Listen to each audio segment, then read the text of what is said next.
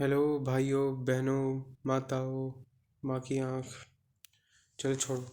हाँ, आज की छठी वीडियो में, सॉरी सातवीं, इसके पहले तो टिश्यू कल्चर हो गया। आज की सातवीं वीडियो में आप सभी का सातवीं बार स्वागत है। आज की वीडियो में हम बात करने वाले हैं last topic of A sexual reproduction, last A sexual reproduction के बारे में, जो कि है स्पोर फॉर्मेशन या स्पोर रिप्रोडक्शन।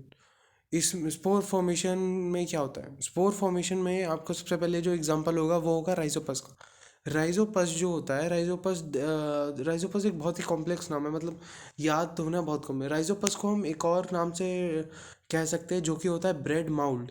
ये ब्रेड माउल्ड हम इसलिए कहेंगे क्योंकि ये ज़्यादातर ब्रेड पे उगते हैं। आपने कभी नोटिस किया होगा कि जब आप किसी ब्रेड को एक्सपायरी डेट निकल जाती है और एक हफ्ता हो जाता है उस ब्रेड को, तो उस पर भुआ भुआ लग जाता है ब्रेड को। वो भुआ नहीं होता, वो मतलब भुआ ही होता है। हिंदी में उसको भुआ कहते हैं, पर इंग्लिश में हम उसको कहते हैं ब्रेड माउल्ड या राइजोपस। तो वो होता है राइजोपस। अगर आप उस टुकड़े को तोड़ के उसको, अगर आप एक माइक्रोस्कोप में देखोगे, तो वो जो ब्रेड माउल्ड है वो एक ऐसा एक उसका जो स्ट्रक्चर है वो दिखेगा जैसे एक स्टिक है और उसके ऊपर एक बॉल लगी है।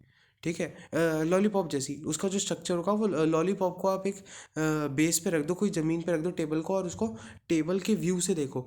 और ठीक है, और उस समझ लो टेबल के नीचे से उसकी रूट्स है, और ऊपर जो लॉलीपॉप है वो बिल्कुल ब्रेड माउल्ड की तरह दिखेगा।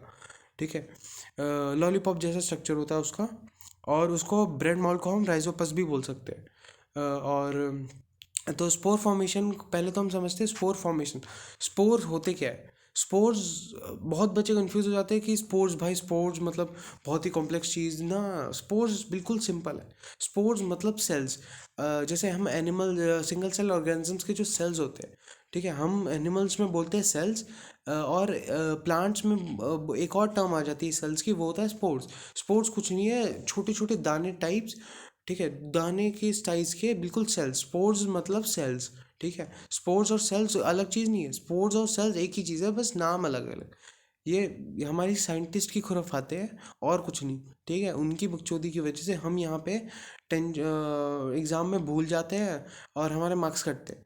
हम क्या करें भाई? स्पोर्ट्स को जब सेल्स है तो उसको स्पोर्ट्स लिखने की क्या ज़रूरत है? उसे लिख देते सेल्स। पर नहीं, स्पोर्ट्स लिखना ज़रूरी है, कोई बात नहीं। अब तुम्हारा भाई तुमको पढ़ाएगा ना। बहुत ईजी है। तो स्पोर फॉर्मेशन में क्या होता है?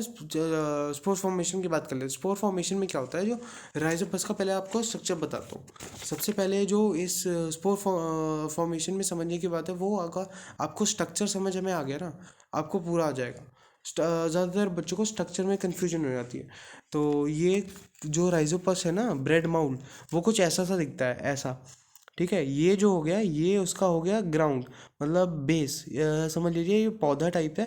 और ये ना, ये, हाँ, ये जो हॉरिजॉन्टल में ये है, समझ लीजिए ब्रेड। और ये ब्रेड के नीचे जो है, ये इसकी रूट्स है, मतलब नर्व्स, जिससे ये अपना कनेक्शंस को फैलाते हैं। और ये जो डंडी है, ये इतनी लंबी डंडी है लॉलीपॉप की, लॉलीपॉप जैसी। तो ये जो डंडी है, ये होता है हाइफे। ठीक है, ये होता है हाइफे इस ब्रेड माउल्ट का। और ये जो ऊपर ये बॉल सी लगी है, इसको कहते हैं स्पोरेंजिया।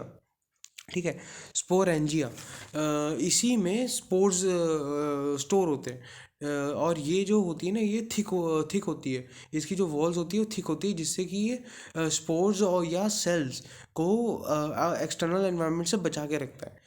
तो जब क्या होता है कि जब इसको अब ये एक जगह पे है, समझ लीजिए ये ब्रेड है, इतनी बड़ी ब्रेड है, हाइफे एक जगह यहाँ पे ग्रो हुआ, पर अब इसे यहाँ ग्रो होना है, यहाँ ग्रो होना है, यहाँ ग्रो होना है, तो क्या करेगा? तो जब ये यहाँ से ये जो स्पोर्स होते हैं, ये विंड के थ्रू, जब ये इसका स्पोरेंजिया स्पोरेंजिया जो होता है जब टूटता है, तो ये विंड के थ्रू ये ट्रैवल करते हैं स्पोर्स। और स्पोर्स जब यहाँ गिरेगा, यहाँ गिरेगा, यहाँ गिरेगा, तो ये नए हाइफे में ग्रो हो जाते हैं। और इनका जो ब्रेड के नीचे होता है, ये इनका कनेक्शन। ठीक है, अब ये अब आपस में बात कैसे करेंगे? अब इनका जो ये पेरेंट्स है, ये बच्चा यहाँ पे हो गया, एक बच्चा यहाँ, एक बच्चा यहाँ। तो अब इनको टेलीफोन तो है नहीं इनके पास हमारी जैसा दिमाग तो है नहीं कि स्मार्टफोन बनाएंगे, टेलीफोन बताएंगे, तो ये बात कैसे करेंगे? तो ये जो बात करते हैं, ये जो ब्रेड के नीचे मैंने जो आपको स्ट्रक्चर बताया रूट्स जैसा, ये इन सब चीज़ों से बात करते हैं, इन्हीं चीज़ों से ये कांटेक्ट करते हैं, आपस में रिलेशन बनाते हैं। तो ये जो स्पोरेंजिया है, जब ये फूटता है तो ये जो स्पोर्स होते हैं, सेल्स, स्पोर्स या सेल्स इसी के अंदर रहते हैं। ठीक है, ये बाउल है, ये बॉल है ऊपर का, और ये स्पोर्स इसी के अंदर है, तो बंद रहता है। ये जो स्पोरेंजिया ये बहुत थिक रहता है, ताकि एनवायरनमेंट से इन सेल्स या स्पोर्स को बचा सके। तो जब ये फूटता है तो ये हवा से ये सारे फैल जाते हैं, और जहाँ जहाँ ये गिरेंगे वहाँ वहाँ नए ब्रेड माउल्स या राइजोपस फॉर्म हो जाएंगे। पर ऐसा नहीं है कि भाई कहीं भी गिर गए पैदा हो गए, इनको भी कंडीशन चाहिए। जैसे हमें रहने के लिए खाना और पानी चाहिए, इनको भी रहने के लिए मॉइस्ट एनवायरनमेंट चाहिए। ब्रेड, ठीक है, मॉइस्ट एनवायरनमेंट में ये सबसे ज़्यादा जीते हैं। अगर ठंडा होगा तो नहीं जिएंगे, गर्मी होगा तो नहीं, इनको मॉइस्ट टेम्परेचर चाहिए, तब जाके ये सर्वाइव करेंगे और एक नया ब्रेड माउल्ड या राइजोपस फॉर्म होगा। तो इसी प्रोसेस के थ्रू ये जो ब्रेड माउल्ड और राइजोपस है, ये सेक्सुअल रिप्रोडक्शन करते हैं और अपनी नंबर्स बढ़ाते हैं। और यही था हमारे इस लास्ट स्पोर फॉर्मेशन वाले सेक्सुअल रिप्रोडक्शन में। अभी तक हमने जितने भी प्रोसेसेस की बात की है, वो सारे ए सेक्सुअल रिप्रोडक्शन में आते हैं। जैसे फिजन, फ्रेगमेंटेशन, उसके बाद आ गया आपका रीजनरेशन, बडिंग, उसके बाद आप क्या कहते हैं वेजिटेटिव प्रोपोगेशन, उसके बाद आ गया आपका स्पोर फॉर्मेशन। ये सारे ए सेक्सुअल रिप्रोडक्शन के टाइप है। और जो पहला वेजिटेटिव प्रोपोगेशन को छोड़ के बाकी सारे एनिमल्स हैं, ठीक है, बाकी सारे एनिमल्स की कैटेगरी में आते हैं। वेजिटेटिव प्रोपोगेशन सिर्फ प्लांट्स करते हैं, और बाकी ये जो फिजन, फ्रेगमेंटेशन, बर्डिंग और रीजनरेशन और स्पोर फॉर्मेशन, ये सारे एनिमल्स करते हैं। इतना ही था। ठीक है, जय हिंद फ्रेंड्स, बाय।